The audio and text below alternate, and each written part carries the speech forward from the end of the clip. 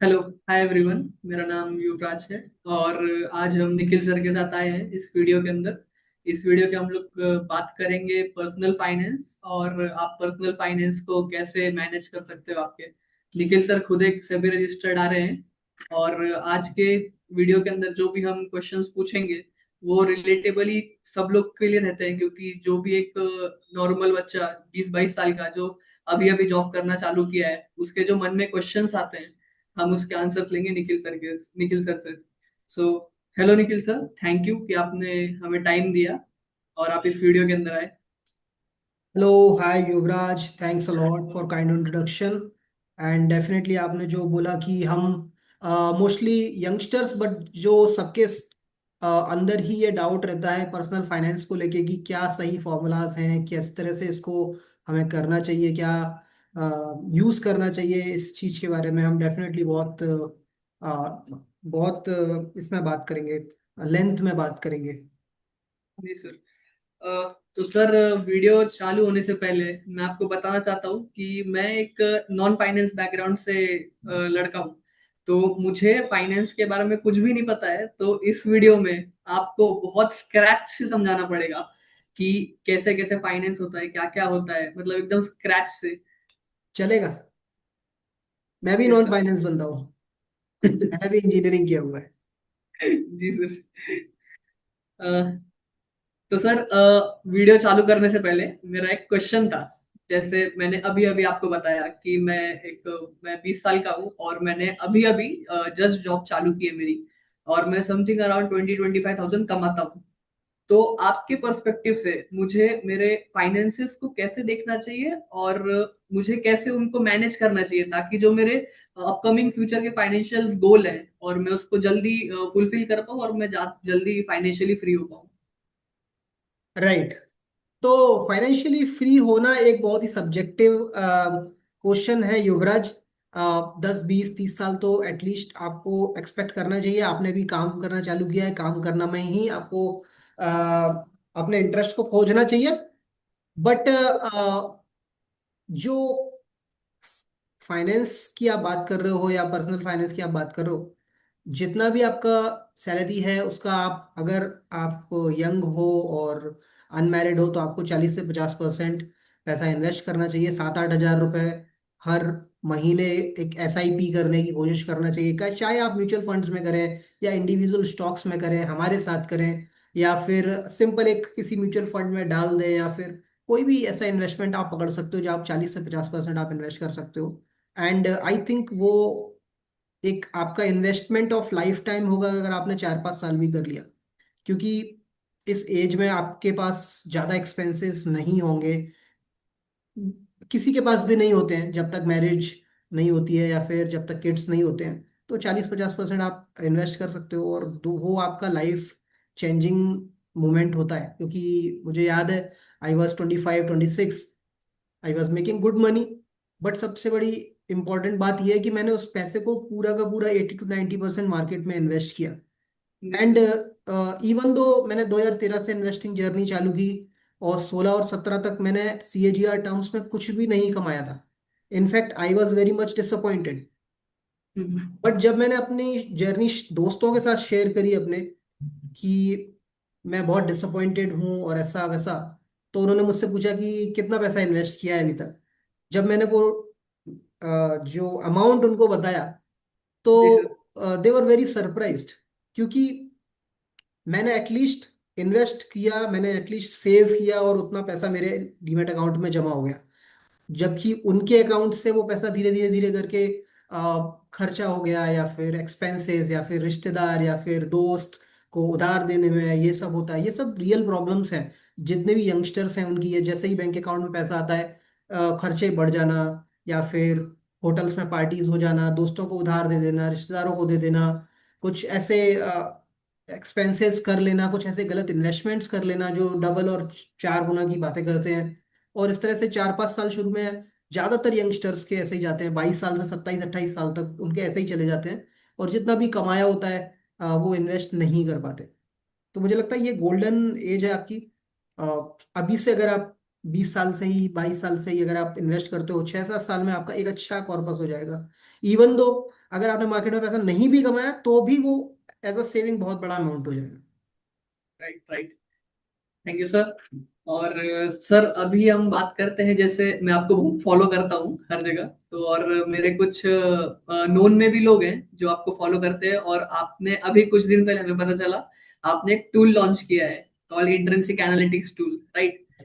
तो उसके बारे में मुझे कुछ जानना था और आपसे पूछना था कि बेसिकली आपका क्या पर्सपेक्टिव था, वो टूल जो आपने लॉन्च किया, आप क्या इन्वेस्टर्स को बताना चाहते थे, या जो स्क्रीनर के ऊपर नहीं मिल पाता है हमको डेटा, या बाकी टूल्स के अंदर नहीं मिल पाता है, तो ये जो आपका टूल है ये आपने किस बेसिस पे बनाया और क्यों बनाया, क्या देख के? क्योंकि मार्केट के अंदर बहुत सारे टूल्स अवेलेबल है अभी, बहुत ज्यादा, कि हम गिन भी नहीं सकते हैं। बट आपने तो भी इतने बाउंडेड मार्केट के अंदर आपका खुद का एक टूल डाला, तो उसके पीछे का मुझे पूछना था कि क्या क्या वो था आपका। राइट। तो युवराज, हम लोग करीब 6 साल से एडवाइजरी में हैं, करीब 5 साल से एडवाइजरी में हैं। और हमको जी, एक चीज रियलाइज हुई कि बहुत सारे लोग हैं, जैसे कि ज्यादातर यंगस्टर्स जो खुद इन्वेस्ट करना चाहते हैं। बहुत सारे ओल्ड एज लोग भी हैं, या फिर एल्डरली या फिर मैच्योर लोग हैं जो खुद इन्वेस्ट करना चाहते हैं, जैसे कि रिटायर्ड पर्सन। राइट। बहुत सारे लोग हैं जो खुद सीखना चाहते हैं, बहुत सारे लोग हैं जो जो एडवाइजरी या फिर दूसरे के एडवाइस पर या फिर रिकमेंडेशंस पर इन्वेस्ट नहीं करना चाहते हैं, खुद से अपना स्किल सेट डेवलप करना चाहते हैं। और यही थॉट प्रोसेस था हमारा टूल को लॉन्च करने के पीछे। इसमें बहुत सारे मॉड्यूल्स हैं। एक पर्सनल फाइनेंस है, वो तो आपके बहुत ही काम आने वाला है, खासकर यंगस्टर्स के। और उसको तो हमने जी, फ्री भी रखा हुआ है, वेबसाइट पे आप जाओ, आप गॉप इंडेक्स से ये डिसाइड कर सकते हो कि आप अभी कहाँ पर हो। Right, how actually rich you are according to your age. क्योंकि बहुत बार हमने देखा है कि यंगस्टर्स के दिमाग में ये रहता है कि यार मैं बहुत पीछे हूँ, मेरे पास तो डीमेट अकाउंट में 50,000 रुपये ही डला है, 1 लाख रुपए ही मेरे पास है इन्वेस्टमेंट। और लोग बातें करते हैं 20 करोड़ की, 50 करोड़ की, मैं वहां तक कैसे पहुंचूंगा, मैं मतलब मैं लाइफ में बहुत पीछे छूट रहा हूँ। और ये बहुत बड़ा रीजन है कि यंगस्टर्स ज्यादातर ऑप्शंस, फ्यूचर्स और क्रिप्टो ऐसी चीजों में चले जाते हैं। उनको लगता है कि एक अल्फा क्रिएट हो जाएगा, जो कभी होता नहीं है, और उनका वो कैपिटल भी चला जाता है। तो जी गॉप सर, इंडेक्स से किस तरह से समझें कि मैं कहाँ पर एक्चुअल हूँ, और गैप कहाँ पर है। गैप अर्निंग्स में नहीं है, गैप मेरी सेविंग्स में है, गैप मेरे स्किल सेट में है, जो मैं, क्योंकि शुरू का 5 साल का 7 साल का जो पैसा बनेगा वो कभी मार्केट से नहीं बनेगा, वो तो आपको सेव ही कर रहा है। राइट। फिर जी, हमारे पास SIPs, HWP, XIRR टूल, और फिर उसके बाद है हमारे पास lump sum indicator, means lump sum invest करके किस तरह से कर सकते हैं, तो ये एक मॉड्यूल है। मैं अगर ऐसा करता हूँ, मैं आपको शो ही कर देता हूँ। जी राइट। सर। राइट। सो जैसा मैंने बताया, हमारे पास बहुत सारे मॉड्यूल्स हैं उसमें। पर्सनल फाइनेंस में आप पता कर सकते हो कि how rich you actually are based on your age. SIP, SWP, lump sum calculator से आप अपने टारगेट डिसाइड कर सकते हो। देखो, टारगेट सबको पता है, मुझे 5 करोड़ करना है, मुझे 10 करोड़ करना है, 15 करोड़ करना है। बट उसके लिए मुझे कितना SIP करना है या कितनी सेविंग करना है, ये ज्यादातर यंगस्टर्स को नहीं पता होता है। राइट। और कभी कभी हमको ये भी सुनने में आता है कि सर मैं 5,000 रुपए की SIP करके क्या ही कर लूंगा जिंदगी में। राइट। पाँच राइट, 5,000 करके मैं ऐसा क्या कर सकता हूँ कि मैं कुछ बड़ा क्रिएट करूँ। तो ऐसा नहीं है कि 5,000 की सिंपल SIP से आप कुछ नहीं कर सकते हो। अगर आप 5,000 की SIP करते हो, 25 साल का आपका इन्वेस्टमेंट होराइजन है, और अगर एक्सपेक्टेड CAGR आपका आप 18 से 19% भी कर लेते हो, तो भी एक बड़ा कैपिटल बनता है। जैसे कि आप देख सकते हो यहाँ पर फ्यूचर वैल्यू 2 करोड़ 65 लाख है। राइट। तो छोटी छोटी चीजें बड़े रिजल्टेंट में कैसे कन्वर्ट हो सकती हैं, और ये आप ग्रोथ देख सकते हो। पहले 5-6 साल में तो कुछ होगा ही नहीं, उसके बाद जितनी भी ग्रोथ होनी होगी होगी। वेल्थ कॉम्पोजिशन में भी देखिए, आप इन्वेस्ट कितना कम कर रहे हो और आपका रिजल्टेंट कितना ज्यादा ज्यादा आ रहा है। Right. This yellow one is compounding gain, this is only the investment amount. जैसे जैसे आपकी एज बढ़ती जाती है, आपका कंपाउंडिंग गेन बढ़ता जाता है, इन्वेस्टमेंट अमाउंट कम होता जाता है। फिर हमारे पास है XIRR calculator. Not just youngsters, मैंने बहुत बार बहुत एजुकेटेड और बहुत एक्सपीरियंस 10-10 20-20 साल के प्रोफेशनल्स को ये बोलते सुना है कि मैंने कुछ नहीं कमाया मार्केट में, या फिर मैंने बहुत कुछ कमाया है मार्केट में। And they are both wrong जब कैलकुलेट उनके रिटर्न्स को एक्चुअल कैलकुलेट किया गया। Right. And then we have market analysis. Market analysis में मार्केट पल्स है कि अभी मार्केट क्या कर रहा है, क्या मार्केट अंडर वैल्यूड है, क्या मार्केट ओवर वैल्यूड है, कौन से सेक्टर्स अंडर वैल्यूड है, कौन सा सेगमेंट अंडर वैल्यूड है, ओवर वैल्यूड है। इस तरह से ये वैल्यू इन्वेस्टिंग के लिए हमने बेसिकली इस स्ट्रेटजी से हमने बनाया हुआ है। फिर हमारे पास अर्निंग ट्रेंड्स हैं जिसमें हम जाके पता करते हैं कि कौन सी कंपनीज अच्छे ट्रेंड्स दे रही हैं, कौन सी कंपनीज खराब ट्रेंड्स दे रही हैं। जैसे अभी जस्ट डायल का रेवेन्यू और अर्निंग्स आया हुआ था, अगर मैं जाता हूँ क्वार्टरली पर तो मुझे दिख जाएगा कि इनकी रेवेन्यूज में क्या ग्रोथ थी या फिर अर्निंग्स में क्या ग्रोथ थी, राइट। फिर हमारे पास जी। मार्केट वैल्यूएशन ट्रैकर है जिसमें हर सेक्टर, हर कंपनी, हर सेक्टर या हर थीम को आप देख सकते हो कि वो अंडर वैल्यूड है या ओवर वैल्यूड है। अब cycle, down cycle indicator, portfolio review tool, आप खुद का पोर्टफोलियो रिव्यू कर सकते हो सिंपल सी एक एक्सेल शीट डालकर। आपको पता चल जाएगा कौन सी कंपनी का fundamental score, management score, valuation score क्या है। And then we have thematic portfolios जो मार्केट में 10-10, 20-20 हज़ार रुपए पर अवेलेबल हैं, वो हमने यहाँ पर लिस्ट करके रखे हुए हैं हमारी कैलकुलेशंस के हिसाब से, राइट। सो ये एक पूरा एक वैल्यू इन्वेस्टिंग स्ट्रेटजी टूल हमने बना के दिया है। ये basically that is what this tool is. Okay, बहुत बहुत बढ़िया टूल है सर। मैंने एक्चुअली मैंने पहले भी इस टूल को देखा है जो आपने वीडियोस बनाए उसके थ्रू। एंड टू बी ऑनेस्ट, जो इसका पर्सनल फाइनेंस है, मैंने वहीं से चीजें देखना चालू की कि क्या कैसे होता है क्या नहीं होता है।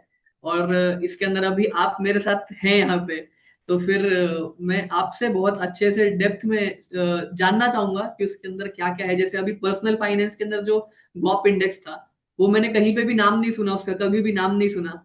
और मुझे जब मैं खुद से करा था तब तो मुझे उसका कुछ इतना आइडिया नहीं मिला कि उसके अंदर क्या है क्या नहीं है क्या नहीं है, क्योंकि मुझे बेसिकली नहीं पता है उसके बारे में। तो सर अगर आप गॉप इंडेक्स के बारे में बता सकते हैं तो प्लीज उसके बारे में, वो क्या है क्या नहीं, उसके अंदर क्या देखा जाता है, कैसे कैसे देखा जाता है। Right, right. तो जैसा मैंने बताया इसके अंदर पर्सनल फाइनेंस मॉड्यूल है, मार्केट एनालिसिस टूल है, पोर्टफोलियो टूल्स है, थीमेटिक पोर्टफोलियोज है। और पर्सनल फाइनेंस हमने फ्री भी रखा हुआ है। तो ओके। हमारे किसी भी आप लिंक पर हमारी वेबसाइट पे जाके एनालिटिक्स पे क्लिक करके आप देख भी सकते हो, पूरा पर्सनल फाइनेंस आप अपना कैलकुलेट कर सकते हो, राइट। एंड बाकी चीजें हमने पेड जरूर रखी हुई हैं, बट फिर भी हम हर 10-15 दिन में कोई ना कोई एनालिसिस लेके, वीडियोस लेके आते रहेंगे। शायद हम दोनों ही आएंगे। आप कोई भी डाउट पूछ सकते हो मेरे से। एंड आप पब्लिक से डाउट लेके मुझसे पूछ सकते हो कि ये वाला डाउट है, वो वाला डाउट है। तो हमने बेसिकली एजुकेशन को फ्री करने के लिए ये काम करके डेफिनेटली। रखा हुआ है। बेसिकली गवर्नमेंट पर आते हैं। Yes, yes, please. बेसिकली आज भी जो मैं क्वेश्चंस पूछने वाला हूँ आपसे, वो मेरे ही फ्रेंड सर्कल से मैंने क्वेश्चन लिए हैं जो मेरे साथ अभी जॉब कर रहे हैं, सब कर रहे हैं। बट उनको भी नॉलेज नहीं है जैसे मुझे नॉलेज नहीं है फाइनेंस की। तो ये राइट, सारे क्वेश्चंस उनके भी हैं। बिल्कुल, बिल्कुल। तो मैं भी नॉन फाइनेंस से आता हूँ, मुझे भी बहुत सारे कॉन्सेप्ट्स नहीं पता थे जब मैंने चालू किया था। तो I totally understand where you are coming from. और इसको हमने सेशन को पूरा हिंदी में भी रखने के लिए इसलिए ही सोचा है क्योंकि सबकी लैंग्वेज है हिंदी। करीब करीब इस देश जी। में 80 करोड़ से 90 करोड़ लोग हिंदी को समझते हैं। हमने ज़्यादातर सेशन हमारे इंग्लिश में रहे हैं। तो उसकी एक शिकायत भी आती है लोगों की कि आप सर इंग्लिश में ज़्यादा कंटेंट करते हो और हम नहीं समझ पाते हैं आपका। बट जी ये सर। पूरा, अगर हमने प्लेलिस्ट पूरा किया तो पूरा प्लेलिस्ट हम हिंदी में करने वाले हैं एंड पूरा जम के नॉलेज देने वाले हैं, राइट। जी तो सर। एक गॉप इंडेक्स के बारे में बात करते हैं। आपका एज मुझे बताओ आप। सर मैं भी 20 ईयर्स का हूँ। 20 ईयर्स। अब यस। एक छोटी सी प्राइवेट इंफॉर्मेशन है, आपको देनी पड़ेगी कि हर कोई तो से नहीं मांगूंगा मैं। क्या जी सर। ऐसा कैपिटल है जो आपके पास इन्वेस्टेबल कैपिटल है, मतलब ऐसा पैसा जो आप इन्वेस्ट कर सकते हो। बस ये प्राइमरी होम, प्राइमरी व्हीकल नहीं होना चाहिए, लिक्विड अमाउंट होना चाहिए जो आप मार्केट में इन्वेस्ट करते हो। सर मैंने अभी 5 लाख रुपीज मेरे पास हैं, जो जमा किए हुए थे बचपन से लेके, जो एफडीज वगैरह के अंदर रहते हैं। जैसे राइट, पेरेंट्स हमारी एफडी करते हैं तो उसके पैसे थे। राइट। ठीक है, आपका हो सकता है, पेरेंट्स का हो सकता है, बट आपके आपके पास लिक्विड है, वो पैसा आप स्टॉक मार्केट में या फिर म्यूचुअल फंड्स के थ्रू या दूसरे इंस्ट्रूमेंट्स के थ्रू आप पैसा इन्वेस्ट करना चाहते हैं, राइट। तो 5 लाख रुपए मैंने इन्वेस्टेबल कैपिटल डाल दिया है, आपकी एज डाल दी है, and that is all you have to do. हमारा CAGR अजम्पशन है 15% CAGR over the long run, right. तो ओके। ये क्या करता है, आपका वेल्थ बैज क्रिएट करता है, राइट। ओ। तो वेल्थ क्या है हमें समझना होगा, वेल्थ एक लॉन्ग टर्म थिंग है, राइट। ओके। आप जो पैसा कमाते हो, अभी आप 40 से 50% इन्वेस्ट कर रहे हो, फ्यूचर में हो सकता है आप 70 to 80% कंजम्पशन के लिए यूज करोगे, फिर आप टूर्स ट्रेवल्स लाइफ को एंजॉय करने के लिए हो सकता है 100% सैलरी भी इंजॉय करोगे, राइट। तो जी सैलरी सर। आपका कैश फ्लो है, उससे आप अपनी लाइफ को एंजॉय करते हो, ये कैपिटल ऐसा है जिससे आप अपने इन्वेस्टमेंट्स ग्रो करते हो। तो ये 5 लाख है, करेक्ट। फ्यूचर में थोड़ा थोड़ा इंक्रीज करके 10 लाख भी होगा, राइट। तो आज की डेट में अगर आप इस पैसे को, मतलब ये है कि अगर आप इस पैसे को टच नहीं करते हो अपनी लाइफ में, तो जो वेल्थ आप अपनी लाइफ में क्रिएट करने वाले हो, हम्म। वो आप देख सकते हो कितना है, दो सौ ओके। उन्नीस करोड़ रुपए 5 ओके। लाख रुपए का कैपिटल मतलब 219 करोड़ है। वो इसलिए है, उसके पीछे रीजन है क्योंकि, एंड आपका जो बैच भी है वो अल्ट्रा रिच है, मतलब ultra rich is the second best category. मतलब ओके, आप, मतलब सर ये जो बैचेस है क्या उसका वो है कि बैच आपने किस किस लेवल राइट, पे दिया, किस लेवल पे दिया मतलब। राइट। तो देखो हर कोई वेल्थ को चेज कर रहा है, और कहीं ना कहीं वेल्थ जो है ये कंपैरेटिव स्टडी हो चुकी है। मतलब अगर ओके। मेरे पास 2 करोड़ है तो मुझे 50 करोड़ चाहिए, मैं अपने आप को विराट कोहली से कंपेयर कर रहा हूँ। किसी के पास 50 करोड़ है तो वो अपने आप को सलमान खान से कंपेयर कर रहा है। तो इस तरह से, किस तरह से हम एक ऑब्जेक्टिव फ्रेमवर्क पर आ पाए कि हम एक कंपैरिजन, तो ठीक है क्योंकि कैपिटलिस्ट मार्केट में हम रहते हैं, तो कंपैरिजन वेल्थ का होते रहना चाहिए, आई होप। बट किस तरह से वो ऑब्जेक्टिव कंपैरिजन हो पाए, सही कंपैरिजन हो पाए, रादर देन किसी से भी हम लोग कंपेयर कर रहे हैं या फिर फालतू में परेशान होके बैठे हुए हैं, तो ये हमने बैच क्रिएट करके रखे हुए हैं। तो ओके। अगर आपके पास 219 करोड़ है, तो आप अल्ट्रा रिच कैटेगरी में आते हो इस पूरे देश में। तो ये बैच है, 1 करोड़ से नीचे पुअर, 1 करोड़ से 5 करोड़ मिडिल क्लास, 5 करोड़ से 25 crore upper middle class. Rich category है 25 से 100 crore, ultra rich 100 to 5,000 crore, and 5,000 crore से अबव है top 500 people in India, the whole country. Okay. तो ये बैच है। और ये जो वेल्थ आप देख रहे होगे ये फ्यूचर वेल्थ है, जैसे कि इस देश में आप कभी ऐसा नहीं देखोगे कि 1 करोड़ वाला बोलेगा कि यार मैं तो पुअर हूँ, राइट। हाँ। बट ओवर द इन्फ्लेशन जब आप 20 साल बाद 30 साल बाद देखोगे तो ये 1 करोड़ वाला भी पुअर ही रहने वाला है, अगर इन्फ्लेशन जो अभी है 5.5 6% वो ही चलती है आने वाले 20 25 साल। जी सर, मैं अभी आपसे वही पूछने वाला था कि राइट, जैसे आपने यहाँ पे 1 करोड़ रुपए डाला हुआ है, बट अगर अभी के टाइम मेरे पास अगर 1 करोड़ रुपए होता तो शायद मैं जॉब भी ना करता, मैं बस उसके तरफ पड़ा रहने देता पैसे को और उसके बस रिटर्न लेता रहता। और आपने उसी को पुअर के अंदर डाला हुआ है, तो मुझे वो थोड़ा जानना था। क्योंकि क्योंकि वो फ्यूचर वेल्थ है, फ्यूचर वेल्थ एट 80 ईयर्स। तो राइट नाउ यू आर 20। तो ये हमने या। बेसिकली कुछ नहीं है, हमने इन्फ्लेशन को टेक केयर किया है। क्योंकि ओके। कभी कभी ऐसा भी होता है, लोग बोलते हैं कि 15% से CAGR तो बना लेंगे लेकिन इन्फ्लेशन का क्या होगा। तो वो या। इन्फ्लेशन को टेक केयर हमने इधर किया है। ओके, सो मतलब ये जो भी आपने बैजेस बनाए हुए हैं, ये इन्फ्लेशन के इन्फ्लेशन को नजर रखते हुए बनाए हुए हैं कि जो बाद में पैसा होगा वो उसकी अभी वैल्यू ये है। राइट, इन्फ्लेशन एडजस्टेड है ये। और सर टू बी ऑनेस्ट, ये जो आपके टूल से नंबर आया है समथिंग अराउंड 200 करोड़ कुछ आया हुआ है, वो तो मैं गिन भी नहीं पा रहा हूँ। तो बेसिकली मैं मतलब डाइजेस्ट नहीं कर पा रहा हूँ कि मैं एक बार अपने लाइफ में 5 लाख रुपीज बस डालूं, और उसके बाद मुझे जब 80 का हो जाऊंगा तब पता नहीं कितना ही अमाउंट है वो, 200 करोड़ क्या अमाउंट है राइट, वो मिलेगा। तो मतलब इसे कैसे कोई डिफाइन कर सकता है, मतलब मैं तो उसे डाइजेस्ट नहीं कर पा रहा हूँ। इसको देखने के लिए आपको ये देखना पड़ेगा, राइट। जैसे आप अभी 20 की एज में 5 लाख से चालू कर रहे हो, 30 की एज में आपके पास 20 लाख भी नहीं होगा, मतलब 10 साल। क्या। 40 की एज में आपके पास 80 लाख भी नहीं होगा पूरा, राइट, 81 लैक्स होगा मतलब। तो ये जो पूरा कमाल है, ये पूरा जो मैजिक है, ये कंपाउंडिंग का है। ये इसमें मैंने कुछ कुछ भी स्पेशल नहीं किया है। अगर आपको लग ओके। रहा हो मैंने कुछ स्पेशल इसमें जड़ी बूटी डाली है, कुछ नहीं डाला है। ये सब पूरा कमाल कंपाउंडिंग का है। आप 90% जो अपना वैल्यू एडिशन देखोगे ना, वो 55 के बाद आया है या फिर 50 के बाद मान लो आप। जी। तो प्रॉब्लम इज 50 तक देखो, आप 3 करोड़ पर आप बैठे हुए हो। हाँ। करेक्ट। तो जो भी मैजिक हुआ है वो लास्ट के 30 ईयर्स में हुआ है, ना कि ये वाले 30 ईयर्स में। ओके। ये एक बहुत बड़ा प्रॉब्लम है और ये एक बहुत बड़ा लेसन है। जो यंगस्टर्स होते हैं वो पैसा बनाने की कोशिश करते हैं, 1 साल में नहीं बनता, 2 साल में नहीं बनता, 3 साल में नहीं बनता, उनका पेशेंस टूट जाता है। और फिर वो वही सब करने लगते हैं, क्रिप्टो और ऑप्शन ट्रेडिंग और ये ना वो। और जी जी वहां जी। से उनकी जो जर्नी खत्म हो जाती है और वो उनका 5 लाख का 5 रुपए भी बचता नहीं। बट ओके अगर आप सिंपल सी चीज को देख लो तो 5 लाख रुपए आपका 219 करोड़ रुपए होता है। सिर्फ 15% एलोकेशन, सिर्फ नहीं बोलूंगा, 15% एलोकेशन 60 साल में बनाना एक बहुत बड़ी बात है। बड़े बड़े इन्वेस्टर्स ने भी 18 से 19% ही बनाया है। लेकिन बहुत सारे म्यूचुअल फंड्स, बहुत सारे फंड मैनेजर्स ने 30 30 40 40 साल तक वो रिटर्न्स दिए हुए हैं।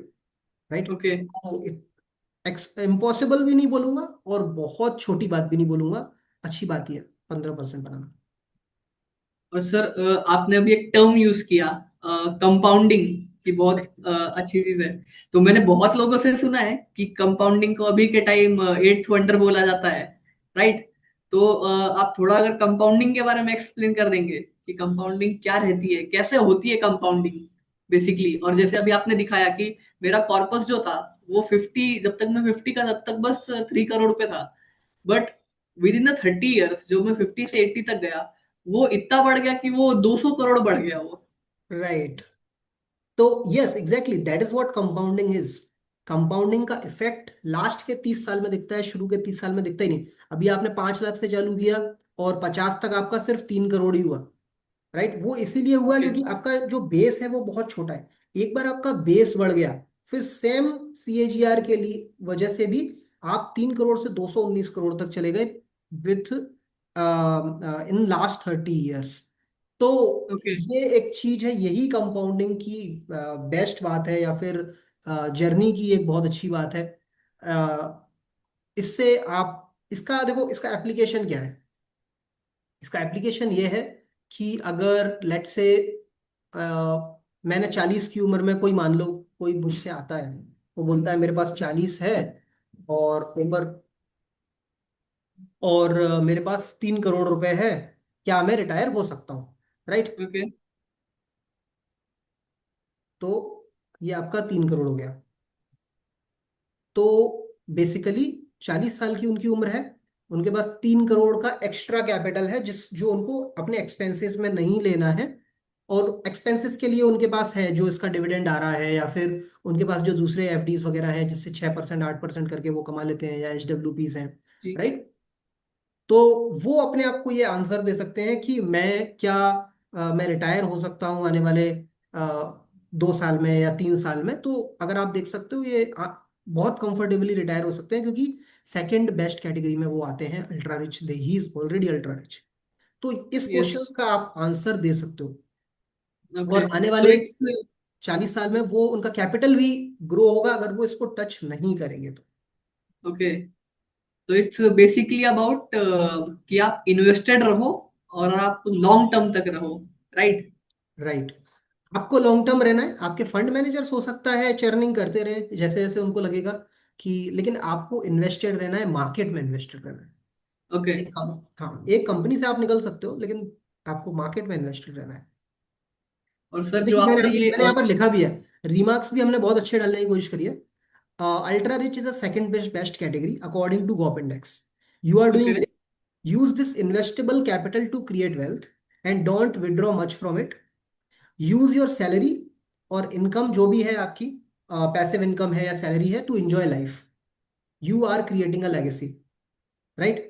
अगर मान लो यस। कोई अच्छा, आपको बहुत सारे लोग ऐसे भी मिलेंगे जो थोड़े पुराने ख्यालात के होंगे, जिन्होंने बहुत अपनी लाइफ में मेहनत की है, लेकिन वो अभी 65 साल के हैं या 70 साल के हैं, and they are very comfortable कि भाई,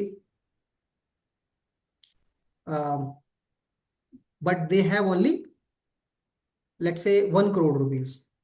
okay. Right. So the year left to the age 80 is 15 years, and 15 their years. future net worth is 8 crore 13 lakhs. 8 crore 13 lakh rupees एक अच्छा अमाउंट होता है। और दूसरी बात, 65 ईयर ओल्ड को फर्क भी नहीं पड़ता कि उनका कितना अमाउंट है, या उनका या। फ्यूचर नेटवर्थ क्या है। बट अगर उनको कैलकुलेट करना है तो he is upper middle class, he is not ultra rich, he is not okay. Ultra rich, he is not even rich. Okay. ये एक बहुत बड़ा डिफरेंस है। तो ये जो टूल क्रिएट करने की कोशिश करता है, ये आपको एज के बेसिस पर डिफाइन डिफाइन करने की कोशिश करता है कि आप कितने रिच हो। आप, ओके। एज आई सेड, मैं रिपीट भी करूंगा, 65 ईयर ओल्ड को फर्क नहीं पड़ता कि उसकी फ्यूचर नेटवर्थ क्या है, right? Yes sir. Content in his life, but I am just trying to show it to you, right? Okay. तो सर इससे मैं एक जान पा रहा हूँ कि अगर आप एक अर्ली एज पे हो तो आप जल्दी इन्वेस्ट करो, आपको छोटा कैपिटल इन्वेस्ट करना पड़ेगा। जैसे मैंने 5 लाख अभी इन्वेस्ट किया, जैसे मैंने आपको बोला था मेरे पास 5 लाख है, तो मैं right. Something around ultra rich में आ रहा था, राइट? राइट। एंड ये जिनके पास जो 65 ईयर्स के, जिनके पास 1 करोड़ रुपए है, वो अभी भी बस अपर मिडल में आ रहे हैं। वो कुछ भी कर ले, अभी वो अपर मिडिल से ऊपर नहीं जा पाएंगे। ओके। क्योंकि आप सीएजीआर को तो आप 40-50% लेके नहीं जा सकते ना। क्या? सीएजीआर तो जितना रहेगा, आप 40-50% वाले एसेट्स बाय करोगे, 2-3 साल 40-50% देंगे, फिर आपको कैपिटल गिर जाएगा, 80% आपका करेक्शन हो जाएगा, तो वो वहीं आ जाने वाले हो आप 5-7% पर, राइट? जी सर। तो एक और चीज आप कर सकते हो, जैसे आपका एज है 20 ईयर ओल्ड एंड आपने 5 लाख का मुझे कैपिटल बताया, राइट? अब आपको लगता है यार ultra rich second best category है, बट मैं तो एक बहुत ही पैशनेट, या फिर मैं क्या क्या कहूँ आपको, मैं बहुत ही एम्बिशियस इंसान हूँ, मैं अल्ट्रा जी। रिच में क्यों आऊँ, मुझे तो टॉप 500 में ही आना है। टॉप 500 में आना है, या? तो आप अपने टारगेट सेट कर सकते हो, यार मैं आज ओके। 20 साल का हूँ, मैं क्या करूँ कि मैं टॉप 22 साल तक आते आते अल्ट्रा टॉप 500 में आ जाऊं, राइट? तो मान लो अगर मेरे पास 5 लाख का कैपिटल है, अगर मैं 50 लाख कर सकता हूं इसको, तो क्या मैं 70 लाख कर सकता हूँ, 90 लाख कर सकता हूँ, 1 करोड़ कर सकता हूँ, एक, राइट? तो आपको 2 साल में 1,60,00,000 रुपए करना होगा, which is very very very rough, but आप उस या? कैटेगरी में आ जाओगे, राइट? आप सेविंग ओके। से तो डेफिनेटली नहीं कर सकते हो, बट एंटरप्रेन्योरशिप के जरिए 3-4-5 साल में, 6 साल में ये किया जा सकता है। तो 22 साल में क्या मैं 1,60,00,000 कर सकता हूँ टॉप 500 आने में? मुझे नहीं लगता, राइट? तो मैं अपने कैटेगरी को बढ़ा दूंगा यहाँ पर, क्या मैं 29 साल एज बढ़ जाएगी। यस। 29 की उम्र में मुझे कितना करना होगा, दो से, सॉरी, हाँ, 7, 5, 4, 29 की उम्र में मुझे 4,10,00,000 का नेटवर्थ चाहिए, तब मैं टॉप 500 में आ पाऊंगा। क्या ओके। ये फिजिबल है? शायद है, नहीं है। शायद। हाँ। बेसिकली इस तरीके से आप उसको कर सकते हो, एज और इन्वेस्टेबल कैपिटल को चेंज कर करके, राइट? यस। और सर इसके अंदर जो आप ग्राफ दिखा रहे थे मुझे, इसके अंदर मैंने देखा कि वो बार बार कई बार ऊपर गया है, कई बार नीचे गया है, कई बार ऊपर गया है, कई बार नीचे गया है। बट जैसे हमने अभी प्रिडिक्ट किया कि हमारा 15% सीएजीआर होगा, तो ये आपका बार बार बार ऊपर नीचे, मतलब क्यों करेक्ट करेक्ट क्यों हुआ, फिर वापस से ऐसे ऊपर क्यों गया? ये हमने इसको इलिस्ट्रेट करने की कोशिश की है। ज्यादातर स्टॉक मार्केट में यंगस्टर्स, अगेन यंगस्टर्स, यंगस्टर्स नहीं, वो तो रिटायरी भी आते हैं, ओल्ड भी आते हैं, उनका पता नहीं क्यों एक माइंडसेट रहता है कि 15% सीएजीआर है तो हर साल 15% सीएजीआर बनने वाला है, राइट? हम्म। इलिस्ट्रेशन को तोड़ने के लिए हमने ये काम किया है। तो अभी आप ओके। देखो, 5 लाख के नेटवर्थ से आप 8 लाख, 8,76,000 पर आप पहुंचोगे 22 में। लेकिन ट्वेंटी यस। थ्री में फिर से आप 8,35,000 आ सकते हो, राइट? फिर 7 लाख पे भी आ सकते हो एज 24 तक। As okay. 25 पे 10 लाख फिर से जा सकते हो 48,000 पर। ये हमने ओके। इलिस्ट्रेट करने की कोशिश की है कि मार्केट एक लीनियर जर्नी नहीं है। आप ऐसा एक्सपेक्ट मत करो कि सब कुछ अच्छा ही अच्छा होने वाला है आपके साथ। आप 15% ओवर द टाइम कमाने वाले हो, ना कि, और ये आपके ग्राफ्स बहुत छोटे छोटे भी बनेंगे, बहुत बड़े बड़े भी बनेंगे ओवर द टाइम, एंड इस तरह से आप लॉन्ग टर्म वेल्थ क्रिएट करने वाले हो। ओके। एंड सर इसके अंदर जैसे अभी इंडिया जो है, वो अभी बूमिंग इकोनॉमी है करंटली, राइट? वो अभी डेवलप हो रहा है इंडिया कंट्री, इसीलिए आप 15% सीएजीआर एक्सपेक्ट कर सकते हो इंडिया से। बट सपोज करते हैं कि अभी मैंने इन्वेस्टिंग चालू की और 15 साल के बाद, 20 साल के बाद या 30 साल के बाद, जब तक मैं 50 का हूंगा, तब तक इंडिया एक सेटल्ड इकोनॉमी बन जाएगी यूएस की तरह, जो रिटर्न्स दे रही है 9%, 10% रिटर्न्स दे रही है, राइट। तो फिर आप उसको कैसे डिफाइन कर सकते हैं? राइट। तो ये एक बहुत अच्छा डाउट आपने पूछा कि 15% CAGR ठीक है, अभी तो लगता है कि हाँ हाँ हो जाएगा, लेकिन 10 साल बाद, 20 साल बाद अगर कंट्री हमारी डेवलप्ड हो जाएगी तो 15% CAGR फिजिबल नहीं होगा, ये बात सही है। अगर 15% फिजिबल नहीं होगा तो इन्फ्लेशन भी फिर 6 और 7% नहीं होगा। या राइट। तो या हमने ये जो एडजस्ट किया है इन्फ्लेशन के लिए, ये बार भी नीचे हो जाएंगे, बात ये है। ओके। राइट। हर बार ज्यादातर लोग अज्यूम ये करते हैं कि हम 15% जनरेट नहीं कर पाएंगे क्योंकि मार्केट नहीं देगा, 12% ही हो पाएगा, फिर 9% ही हो पाएगा। लेकिन इन्फ्लेशन इन्फ्लेशन वो पिछले 20 साल की लेते हैं। या 8% इन्फ्लेशन है इसलिए इंडिया में, तो 6% इन्फ्लेशन है, ऐसा नहीं होता है। अगर आपका रिटर्न्स एक्सपेक्टेशंस नीचे जाते हैं तो आपके इस देश की इन्फ्लेशन भी नीचे जाती है। जैसे कि अगर आप USA में देखो तो इंटरेस्ट रेट ही अभी 1 या 2% था, अब थोड़ा सा बढ़ गया है कोरोना के बाद। या फिर अगर आप बात करो तो इन्फ्लेशन इन्फ्लेशन भी 1, 2, 1.5% था वहां पर। राइट। तो अगर ग्रोथ रेट कम है तो इन्फ्लेशन भी उतना ही है, ओके। तो वो एडजस्ट हो जाता है। एंड सर, ये जो आपका जो टूल है, ये बेसिकली जो आपने बनाया है, ये कहीं से आपने रजिस्टर करवाया है या ऐसे ही बस आपने बना के रख दिया?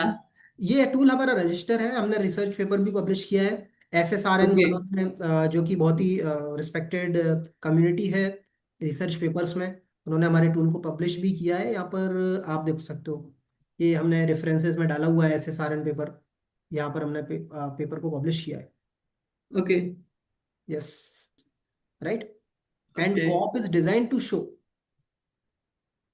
यस। ये हम कोई यहाँ पर आपको इन्वेस्टमेंट एडवाइस या फिर हम कोई ऐसा रोजी पिक्चर, मैजिकल पिक्चर नहीं दिखा रहे हैं, लेकिन हम लोग आपको ये दिखा रहे हैं कि एज का इफेक्ट बहुत है।